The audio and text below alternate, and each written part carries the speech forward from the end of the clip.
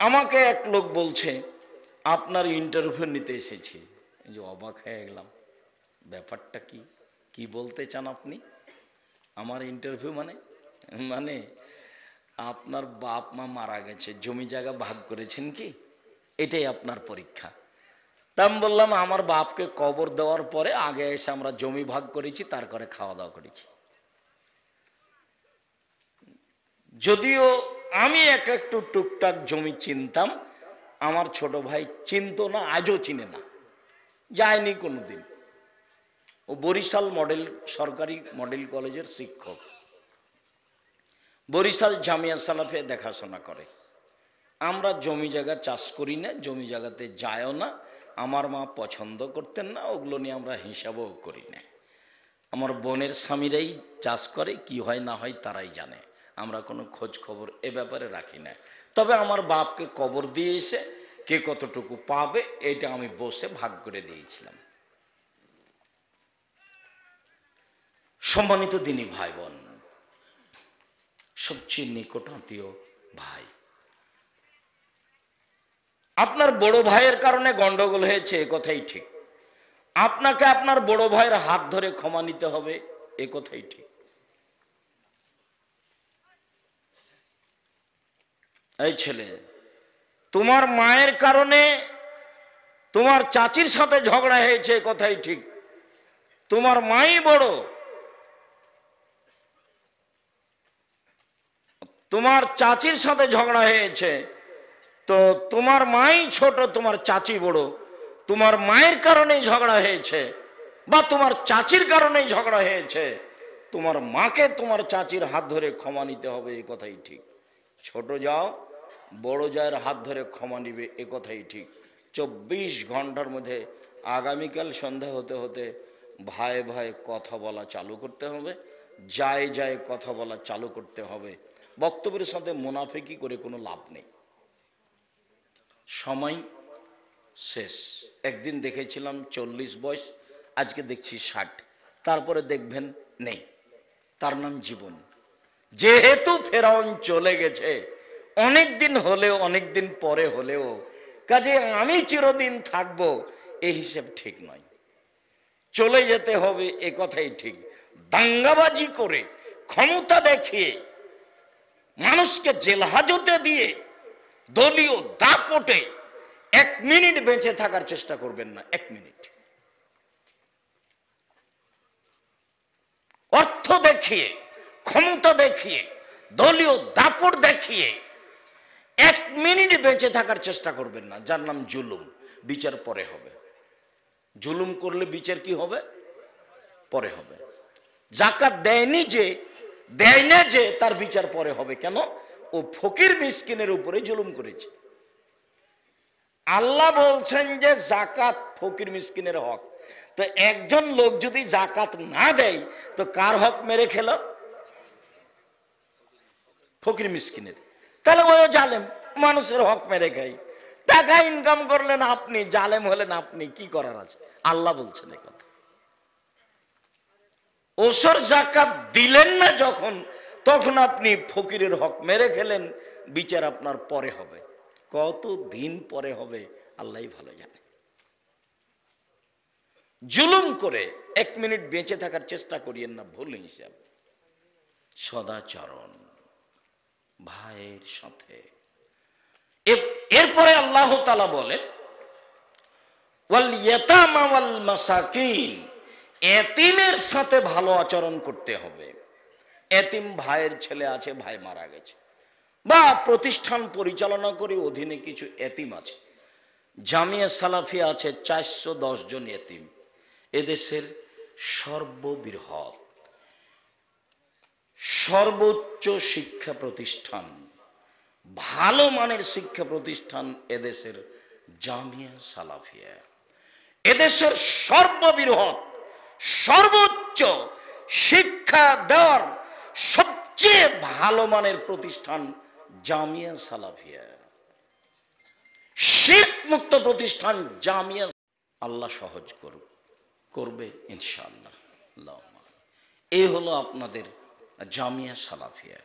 জামিয়া সালাফিয়া ডাঙ্গিপাড়া পাওয়া রাজশাহী, জামিয়া সালাফিয়া রূপগঞ্জ, নারায়ণগঞ্জ, ঢাকা, জামিয়া সালাফিয়া তেঘরা, বিরল, দিনাজপুর, জামিয়া সালাফিয়া 6 মাইল, বাবুগঞ্জ, বরিশাল চলমান প্রতিষ্ঠান। জমি রেডি হয়েছে চট্টগ্রামে, জমি রেডি আছে সিলেটে, জমি রেডি আছে নোয়াখালীতে, জমি রেডি আছে কুষ্টিয়ায়, জমি রেডি আছে ময়মনসিংহে।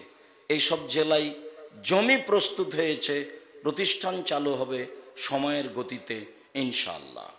আমি সাধারণ মানুষ, চাঁপাইনবাবগঞ্জের একেবারেই সাধারণ মানুষ। আমি হচ্ছি কচুর পাতার পানি। আমাদের দেশের সবচেয়ে দুর্বল অবস্থায় যা থাকে সেটা হলো কচুর পাতার পানি।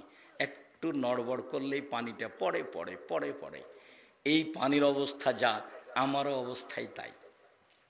আমি নিজে কিছু দিয়ে জামিয়া সালাফিয়া পরিচালনা করি না, না আমার টাকা আছে, না আমার বংশীয় ক্ষমতা আছে, না আমি কোনো দল সংগঠন করি, না আমি কোনো বিত্তশালী, না কোনো ব্যবসা, কিছুই না।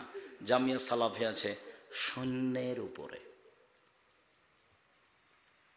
এটাই সেই প্রতিষ্ঠান যাতে ঢোকার সময়তে রিসিপশন আছে, গার্ড আছে, এমনি ঢোকা যায় না, নাম ঠিকানা দিয়ে ঢোকা যায়।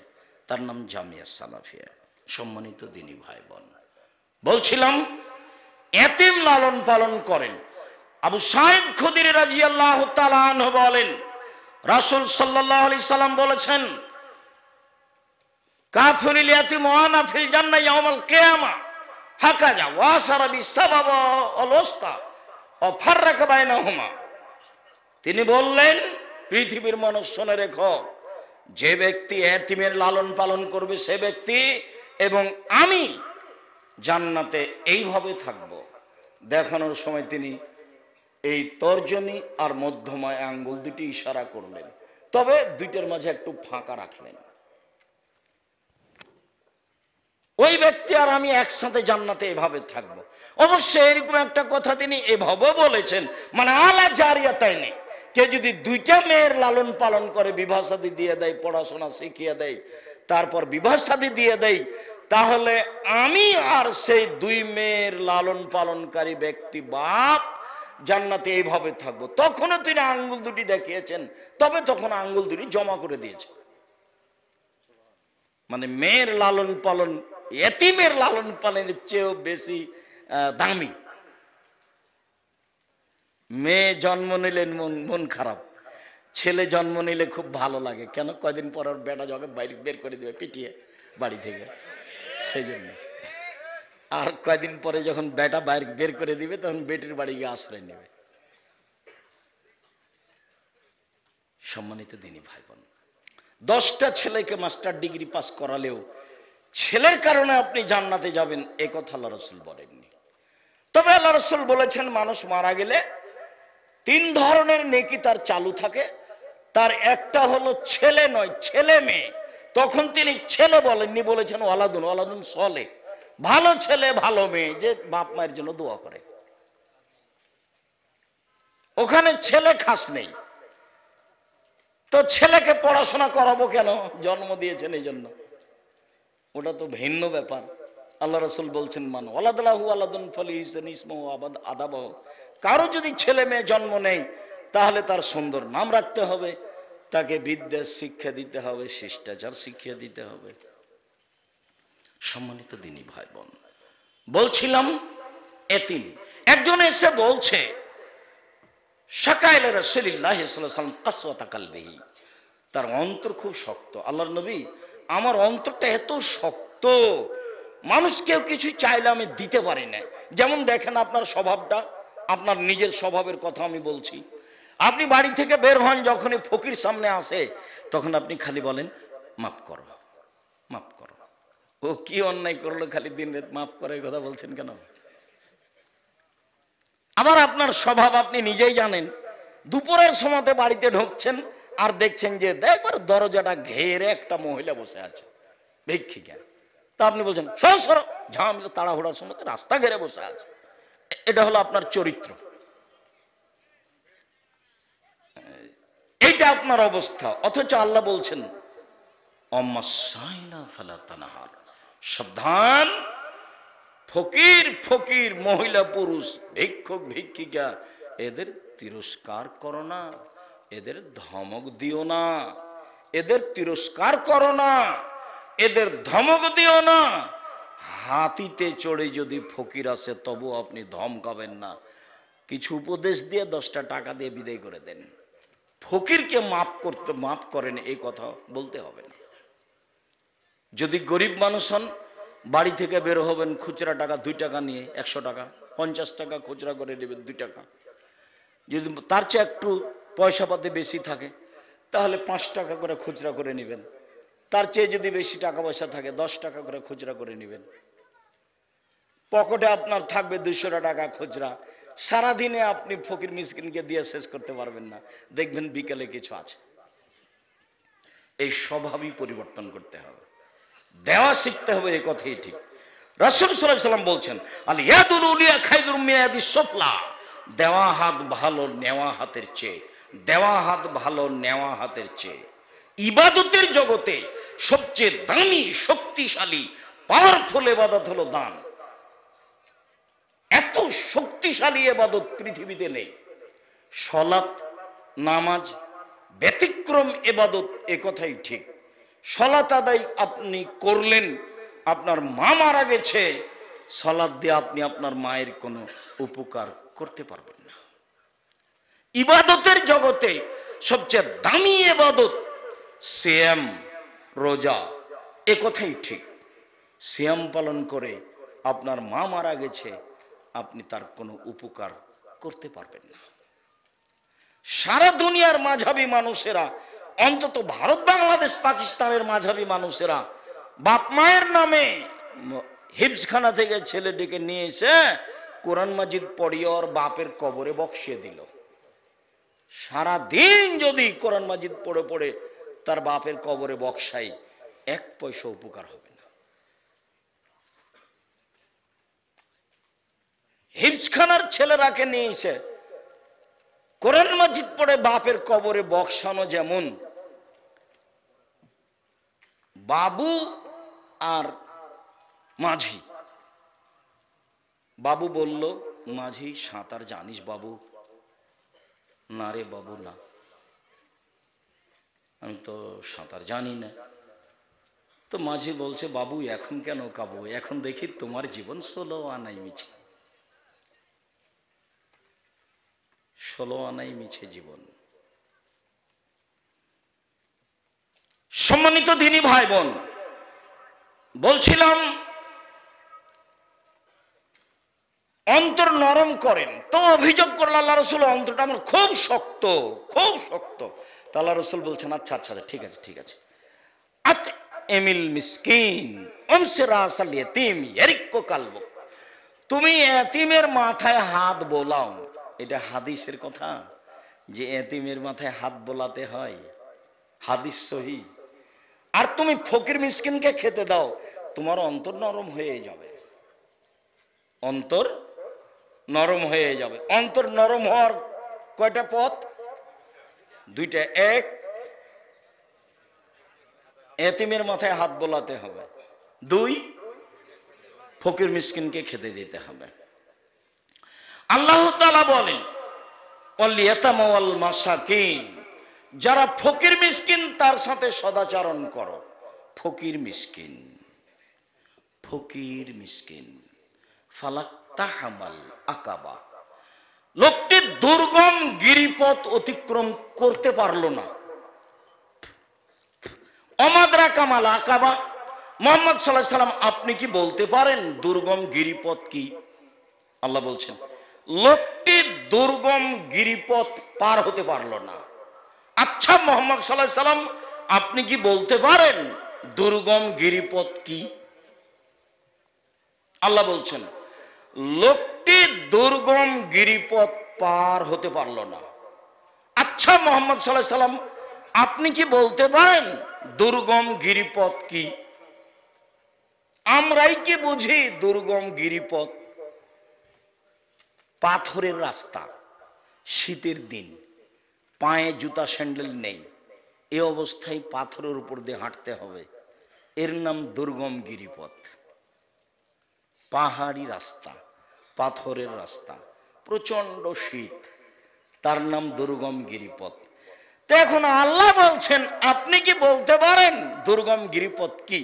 তো আল্লাহ আর বললেন না যে পাহাড়ের এই পাথরওয়ালা পথ শাসিদের দিনে, এটা বললেন না। আল্লাহ বলছেন ফাক্কু রাকাবা আয়ুতামুন ফি ইয়াউমিন দিমাসগাবা ইয়াতীমান দামাকরাবা মিসকিনান জামাতরাবা।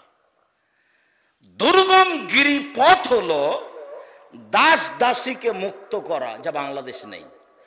দুর্গম গিরিপথ হলো ক্ষুধার্ত এতিমকে খেতে দেওয়া। দুর্গম গিরিপথ হলো ধুলোই মলিন মিসকিনকে খেতে দেওয়া।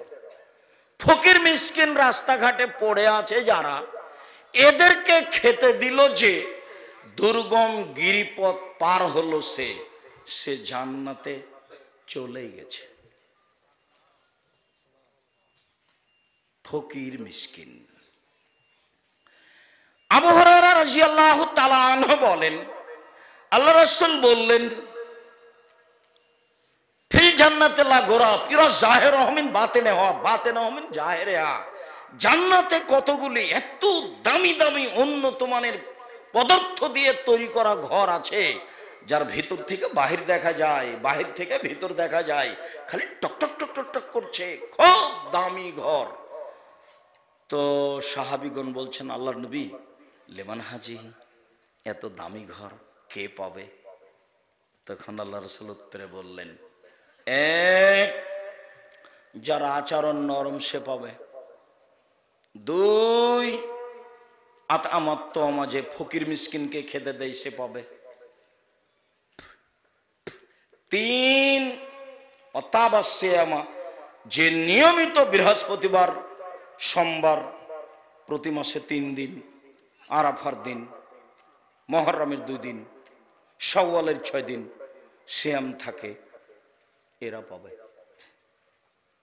আজ থেকে জরুরি ঘোষণা যে আপনার জন্য ফরজ নয়, তবে আপনার জন্য জরুরি ঘোষণা যে কোনো মূল্যে আপনি বৃহস্পতিবার সোমবার সিয়াম পালনের চেষ্টা করেন। ইবাদতের জগতে সবচেয়ে দামি ইবাদত সিয়াম। চেষ্টা করেন, ফরজ নয়, তবে প্রাণপণে চেষ্টা করা উচিত বৃহস্পতিবার সোমবার সিয়াম থাকা, প্রতি মাসে 3 দিন সিয়াম থাকা, মুহররমের 2 দিন সিয়াম থাকা, আরাফার 1 দিন সিয়াম থাকা, শাওয়াল মাসের 6 দিন সিয়াম থাকা, ব্যতিক্রম ইবাদত। বলছিলাম আর কে জান্নাতে, এত দামি জান্নাতে যাবে? ওয়াসাল্লা বিল্লাইলি ওয়ান নাসুন নিয়াম, মানুষ যখন ঘুমিয়ে তখন তাহাজ্জুদ পড়তে হবে। দামি জান্নাত পর একটা মাধ্যম রাতে তাহাজ্জুদ পড়া। একজন সাহাবী রাতে আল্লাহর নবীর কাছে মেসওয়াক আর পানি উপস্থিত করেছেন। আল্লাহ রাসূল এই যে পানি থাকলো আর মেসওয়াক থাকলো, তা আল্লাহ রাসূল খুশি হয়ে গেছেন, বাহ, এ তো ভালোই বুদ্ধিমান কাজের মানুষ, ভালোই খাদেম। তো খাদেম যখন খুব কাজ করে, কথা বুঝে, মালিক তার উপরে খুব খুশি থাকেন। যেমন দেখেন, একজনের 2 জন কর্মচারী, আহমদ জি উপস্থিত, এটা করো তো, আহমদ জি উপস্থিত, এটা করো তো। বাহ, তুই তো খুব হালকা ছেলে দেখছি রে। মোহাম্মদ নেই, মোহাম্মদ নেই, মোহাম্মদ নেই। অনেকক্ষণ পরে, তুই যা, তোকে দিয়ে কাজ হবে না। তার মানে অধীনস্থ কর্মচারীকে খুব প্রস্তুত থাকতে হয়, থাকা উচিত, থাকতে হবে, এটাই নীতি। তো মেসওয়াক আর পানি উপস্থিত, তখন আল্লাহ রাসূল খুশি হয়ে বলছেন, সালমা শেতা, তোমার যা ইচ্ছা তাই চাও। আল্লাহ রাসূল গায়েবের খবর জানেন না যে ও কি চাইবে, তো তোমার যেটা ইচ্ছে সেটাই চাও। তখন সাহাবী বলছেন, আসআলুকা মুরাফাতাকা ফিল জান্নাহ, আপনার সাথে জান্নাতে থাকতে চাই। তখন আল্লাহ রাসূল বলছেন, আওয়া গায়রা দালিক, না না না না না, এটা নয়, এটা নয়, এটা নয়, অন্য কিছু চাও, অন্য কিছু চাও। তখন সাহাবী বলছেন, হুয়া দাকা, এটাই চাই, অন্য কিছু চায় না। আমি আর আপনি হলে তো বলতাম যে ঢাকা শহরে একটু জমির ব্যবস্থা করে দেন, যার যেটা প্রয়োজন, সুন্দর একটা প্রয়োজন পেশ করতাম। তো যাই হোক, সাহাবী বললেন আপনার সাথে জান্নাতে থাকতে চাই। তখন আল্লাহ রসুল বললেন, ওহো আওয়া গায়রা জালিক, এটা নয়, অন্য একটা চাও। তখন সাহাবী বলছেন হোয়া দাকা, ওইটাই চাই, ওইটাই। তখন আল্লাহ রসুল বললেন না আচ্ছা ঠিক আছে দেখবো, এ কথা বললেন না, বললেন আইনি বিকাসরাতি সুজুদ, তাহলে তুমি আমাকে রাতে তাহাজ্জুদ পড়ে সহযোগিতা করো। রাতে তাহাজ্জুদ না পড়লে, নফল সালাত আদায় না করলে আমার সাথে থাকা যাবে না। মাসাকিন, রাসূল সাল্লাল্লাহু আলাইহি সাল্লাম বলেন, পৃথিবীর মানুষ শুনে রেখো, ওয়াসাই আলাল মাসাকিন, যারা মিসকিনের ব্যাপারে খাদ্য পানি দিতে, কাপড় চোপড় দিতে চেষ্টা করে, ওরা কাল মুজাহিদ ফি সাবিলিল্লাহ, ওয়াসাইম লা ইফতির ওয়াল কায়েম লা ইয়াক্তুর। আল্লাহর পথে জিহাদ করে যত নেকি পায়, ফকির মিসকিনকে খেতে দিলে তত নেকি পায়। নিয়মিত তাহাজ্জুদ পড়ে যত নেকি হয়, ফকির মিসকিনকে খেতে দিলে তত নেকি হয়। নিয়মিত নফল সিয়াম আদায় করলে যত নেকি হয়, ফকির মিসকিনকে খেতে দিলে তত নেকি হয়। ফকির মিসকিনের হকই ভিন্ন, যা আল্লাহ বলেছেন, যা আল্লাহর নবী বলেছেন। আব্দুল্লাহ ইবনে উমর বলেন, একদা আল্লাহ রাসূলকে জিজ্ঞাসা করা হলো আইয়ুল ইসলামে খায়রুন, আল্লাহ নবী বলেন তো মুসলমান হওয়ার পরে মানুষের জীবনে সবচেয়ে ভালো কাজ কি? সবচেয়ে ভালো কাজ কি বলেন তো আল্লাহ রাসূল? তখন আল্লাহ রাসূল বলছেন, তুতিমুত তাআম ওয়া তাকরাউস সালাম আলা মান আরাফতা ওয়া মান লাম তারিফ। অসহায় ফকির মিসকিনকে খেতে দিবা, এটা হলো মানুষের জীবনে সবচেয়ে ভালো কাজ। মানুষ জীবনে যত কাজ করে তার সবচেয়ে ভালো কাজ হলো ফকির মিসকিনকে খেতে দেওয়া। আর দ্বিতীয় ভালো কাজ হলো যাকে চিনেন তাকেও সালাম দিবেন, যাকে চিনেন না তাকেও সালাম দিবেন। আমাদের দেশে আমরা মাওলানা মানুষ, আমাদের অধীনে যারা আছে তারা সালাম দেখ এ অপেক্ষা আমরা করি।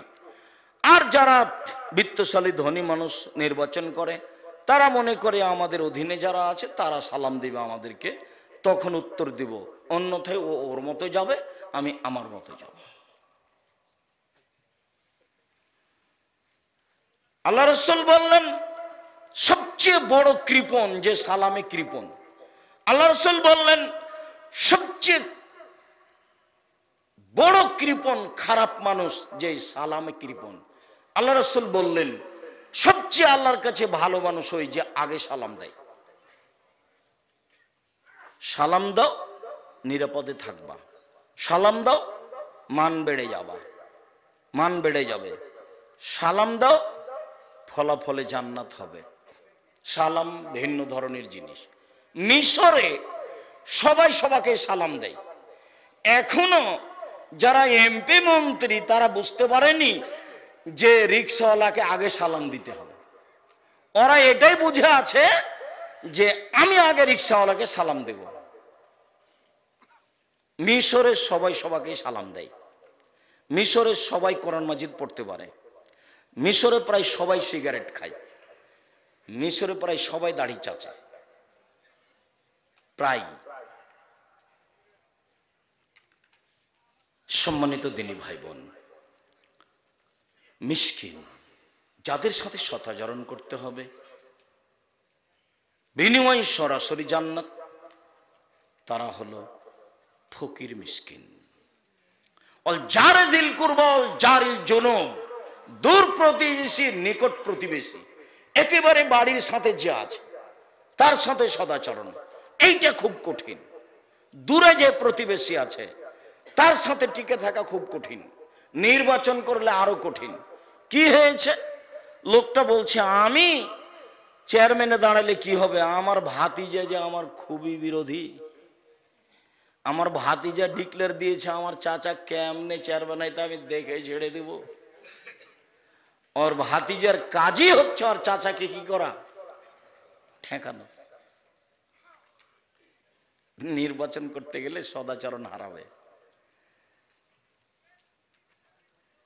নির্বাচনে সদাচরণ হারাই, দল সংগঠনে সদাচরণ হারাই, দুইজন মিলে পাশাপাশি দোকান করলে হিংসা বাড়ে, সদাচরণ হারায়। জমি জায়গায় পাশাপাশি চাষ করলে সদাচরণ হারায়। তবে সদাচরণের উপরে থাকতে হবে, যে কোনো মূল্যে টিকে, এ কথাই ঠিক।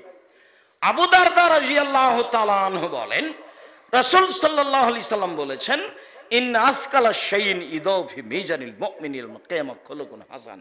বিচার মাঠে মুমিন পুরুষ নারীর নেকির পাল্লায় সবচেয়ে যেটা ভারী নেকি হবে সেটা হলো সদাচরণ। দান যতই শক্তিশালী ইবাদত হোক না কেন, দানের নেকি যত ভারী, সদাচরণের নেকি তার চেয়ে লক্ষ গুণ বেশি ভারী। সালাত ছাড়া পৃথিবীতে ইহকালে পরকালে বাঁচার কোনো পথই নেই, এ কথাই ঠিক। এরপরে সালাতের নেকি যত ভারী, সদাচরণের নেকি তার চেয়ে হাজারো গুণ বেশি ভারী। ইবাদতের জগতে সবচেয়ে দামি ইবাদত সিয়াম, এ কথাই ঠিক। এরপরে সিয়ামের নেকি যত ভারী, সদাচরণের নেকি তার চেয়ে অনেক অনেক অনেক বেশি ভারী। কি দিয়ে বুঝাই আপনাকে আমি সদাচরণের নেকি কত ভারী? সদাচরণের অধিকারী আমি কি না তা প্রতিবেশীকে দিয়ে বোঝা যাবে। রাসূল সাল্লাল্লাহু আলাইহি সাল্লাম বলেন, মান কানা ইউমিনু বিল্লাহি ওয়াল ইয়াউমিল আখির, যে আল্লাহকে বিশ্বাস করে, পরকালকে বিশ্বাস করে, ফলা ইউদি জারাহু, সেজন্য তার প্রতিবেশীকে কষ্ট না দেয়। আবু হুরায়রা রাদিয়াল্লাহু তাআলা আনহু বলেন, রাসূল সাল্লাল্লাহু আলাইহি ওয়াসাল্লাম বলেছেন, লা ইয়াদখুলুল জান্নাহ মান লা ইয়ামান জারহু বাওয়াইকাহু, যে প্রতিবেশীকে কষ্ট দেয় সে জান্নাতে যাবে না। রাসূল সাল্লাল্লাহু আলাইহি ওয়াসাল্লাম বলেন, আল্লাহু লা ইউমিনু, আল্লাহর কসম মুমিন নয়, আল্লাহর কসম মুমিন নয়, আল্লাহর কসম মুমিন নয়। আল্লাহ রাসূল কে মুমিন নয়? তা আল্লাহ রাসূল বললেন, যে প্রতিবেশীকে কষ্ট দেয় সে মুমিন নয়। একটা লোক এসে বলছে, আল্লাহ রাসূল আমি যে ভালো মানুষ কিভাবে আমি বুঝবো? তা আল্লাহ রাসূল বললেন, এই যা সামিতা বিন জিরানে কান্ত আহসানতা ফাকাত আহসানতা, যখন তোমার প্রতিবেশী বলবে তুমি ভালো, তখন তুমি ভালো। ওই যা সামিতা মিনহু আসাতা ফাকাত আসাত, আর যখন প্রতিবেশী থেকে শুনবে তুমি খারাপ, তখন তুমি খারাপ। প্রতিবেশী যদি বলে ভালো তাহলে তুমি ভালো, প্রতিবেশী যদি বলে তুমি খারাপ তাহলে তুমি খারাপ। রাসূল সাল্লাল্লাহু আলাইহি ওয়াসাল্লাম বলেন, আবুল খাসমানি ইয়াউমুল কিয়ামাত জারাম, বিচার মাঠে সর্বপ্রথম বিচার হবে দুই প্রতিবেশীর। সম্মানিত দিনী ভাই বোন, আলোচনা সংক্ষিপ্ত করে শেষের দিকে চলে আসলাম।